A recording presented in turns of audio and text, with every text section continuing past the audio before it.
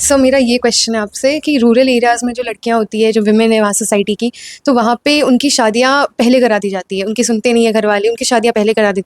दी जाती है। तो आपको नहीं लगता ये जो 3 ईयर मैंडेटरी प्रैक्टिस है, ये उन पे बहुत बुरा अफ़ेक्ट कर सकता है?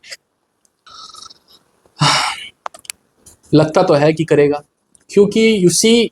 अभी भी हमारे इंडिया जो है वो रूरल मेंटल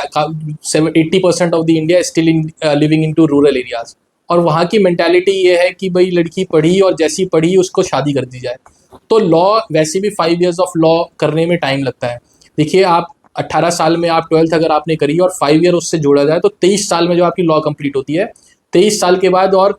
3 साल अगर जोड़े तो 26 साल तक की तो आपको प्रैक्टिस चाहिए 26 साल की उम्र तक। और उसके बाद भी कोई ज़रूरी नहीं, कोई गारंटी नहीं है कि आप पहले साल ही जो है जुडिशरी निकाल लेंगे। अगर साल 2 साल 3 साल और आपने इन्वेस्ट कर दिया, यानी 29 साल 30 साल उम्र हो गई,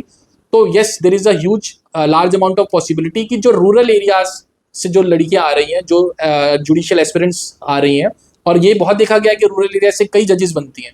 तो वो जो है वो बड़ा उनके लिए टीडियस हो जाएगा to convince their parents to wait for longer period of time, क्योंकि वहाँ उनकी मेंटालिटी यही है कि भाई पढ़ाई हो गई, अब तो जॉब वॉब तो होती रहेगी, अपना ससुराल वाले देखेंगे, अब इनकी शादी कराइए।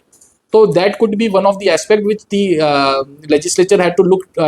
With a very different spectacles की थोड़ा सा ये 3 साल का टाइम थोड़ा ज़्यादा हो गया है, खासकर for a women there should be some exemptions who are coming from rural areas, कि थोड़ा सा उनको एग्जाम करिए, क्योंकि वही 26-27 साल तक जब तक उनकी कंप्लीट होगी और उसके बाद फिर 1-2 साल तो 29-30 साल जो है, it would be a very tedious task for the women to compete in these examinations. तो ये एक बिल्कुल ठीक बात है, ये एक प्रॉब्लम आएगी।